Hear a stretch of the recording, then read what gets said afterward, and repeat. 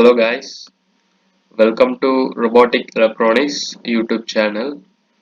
Today we are going to look about the servo controlling using a potentiometer, varying the potentiometer so that the servo angle will be varying accordingly. So we shall look on to the simulation of this project in this video. Let us go with the project. Initially for this project we require a microcontroller, that is our friend Arduino Uno R3. So you need to select the board from this search option. Here it will be available. So you need to select the board. This is the main component. For any kind of basic simulation, let us go with the breadboard because it will be always used to have the connections in a proper manner. You can bring the components onto the work area and place accordingly. Next, obviously we need servo to control the servo movement. So we require a servo. So let us have it here and we shall rotate it accordingly and place it here itself. So here is the position of the servo, Arduino and the breadboard. Now we need to do one more thing, that is potentiometer we need to have into our work area. So shall bring the potentiometer here and shall rotate it accordingly because we need to place the terminals connections to the board and breadboard and Arduino Uno accordingly. So here this completes the placing of the components. Let us look how to make this, how to connect this. So initially here you can see this is the power pin. So make it connect to the power.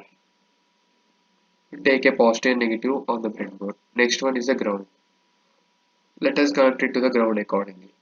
And even here it is the terminal 1. Terminal 1 let us connect to the power positive. And similarly terminal 2 let us connect to the ground. Here we have ground, so you can connect. So sorry, let us have it here itself for good looking. So here you can connect accordingly. Now here we complete this. So now one thing we need to do is connect the signal pin. Let us connect the signal pin to the PWM pin, that is we shall choose pin number 9 as PWM pin connection. So in this way this completes our connection, and wiper we need to connect it to the analog signal because signals will be getting the analog input to the board. So in this way wiper is connected. Now one more thing we shall never forget, because we need to connect the ground and the 5 volts connections accordingly, because then only that we can have our components getting power supply from the board. And you need to connect this parallelly here because we have the servo getting power. We don't connect this, the servo and potentiometer will not be getting the voltage accordingly. This completes our connections. Next, let us move on to the code writing. Here you can get the code. Let us write the text code instead of the blocks. You can even place the blocks if you are familiar with the block coding. So let us press continue and look onto the code. This is a very basic code. Let us erase this and start from the first. Since we are using the servo library, we shall go with hash include servo.h. Here servo.h, s must be capital letter. And this is the English library. So this makes include servo libraries. Next we shall go with the integer, that is decrease and make it as 0.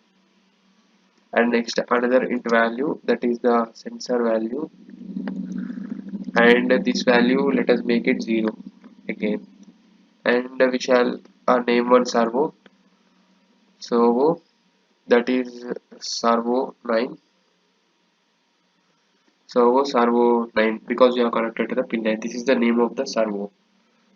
Actually this is the we are giving the servo name as servo 9. Now this completes the initializations. Now let us move on to the void setup part. You might be aware of that void setup part is a part that runs once in the code where all the pins configurations are set up. Here we should write the pin mode, that is a node pin. It must be an input pin because we are giving the input to the microcontroller from the potentiometer. Next, another one is the servo 9 dot attach. Let us we have attached the servo 9 servo motor to 9th pin. So here we shall mention it as 9. Next, we shall use the serial dot begin for having the serial communication with the microcontroller to print out the serial monitor. Here we shall write capital S because it is the inbuilt function. Next semicolon. This completes the void setup. Now let us move into the void loop, where in this code this part will be running continuously. We shall have the sensor value, like we need to read the value from the potentiometer, so we shall store that value in the sensor value variable. So analog read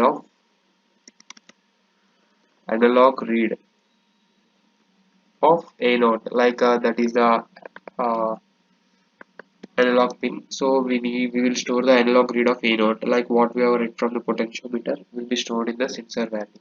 Now let us set decrease is equal to map sensor value, like we need to map the sensor value accordingly to the servo degrees, ranging from 0 to 1023, like the analog values that have the sensor value 0 to 180. It means that we will get the analog outputs from the analog input to the microcontroller from the potentiometer. So those values must be mapped accordingly with the servo angles, because servo will be rotating from 0 to 180 degrees. This function, so this map function will make the matching accordingly. Next, we shall move that servo 9 dot write decrease, because the value how much the potentiometer has turned will be given as input to the microcontroller. The same angle will be rotated accordingly by the servo motor. Next, we need to go with the serial dot print, because we need to get the values on the serial monitor. So let us write that sensor values. Sorry, value we shall write. This is all for knowing the values that are being printed. Now let us copy this, because we need to write some more times and paste it. I think 4 times is enough. For one time we shall go with the sensor value, that is sensor value, because the value stored in the sensor value variable. Next one is the decrease, I think, because the rotation of the servo motor we need to print that also. So decrease, that is stored in the degrees variable, so we shall mention that to be print here. Degrees, we shall have some bit delay, like delay is the time which the code will be stopped at the delay function for microseconds from mentioned here. So I think this completes the code. Let us have the simulation accordingly.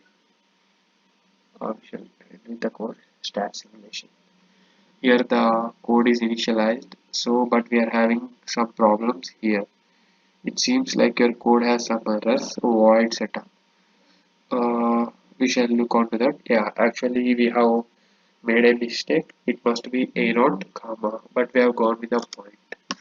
So we need to check that. Obviously we'll get some sort of correction errors. Please look after that. Yeah, that completes the errors. So the servo is rotating based on the potentiometer. So initially let us wait for some time, like how it will be the rotating. You can watch it clearly. See, it is rotating slowly to that angle that is turned in the potentiometer. See, this is the initial position of the servo. Now let us make some movement in the potentiometer. The servo is rotating to some angle. Now let us make some more movement. the servo is rotating some angle. Similarly, the next rotation, the servo is moving some angle. Similarly, the next angle, servo is rotating to some angle. And finally to that, it is rotated 180 from here to here. So the servo is rotating according to the input based on the rotation of the potentiometer. In this way, we can control the servo motor based on the potentiometer rotations, and this basically completes about the rotation of single servo. So you need to do one thing for different applications like robotic arms. You need the multiple servos to be controlled with the potentiometers. Like robotic arm can be controlled with the manual human hand, where the human hand rotates the potentiometers that acts with is shown in the servo motors. So let us have the connection of multiple six servos. So this is what I have pre-built it. So you need to do in this way all the six servos and start the simulation. So when the simulation is started, all are in the initial position, and you need to change one. This is rotating, and the next one will be rotating by changing this. Next one will be rotating, changing this. Next one, and the fifth one, and finally the sixth one. So in this way, we can control the servo rotation based on our need. So with this, we need to do accordingly, and you need to place the code in the similar way how we have done to the single servo. So this completes the video. Please subscribe to this channel, Robotic Electronics, and like our video.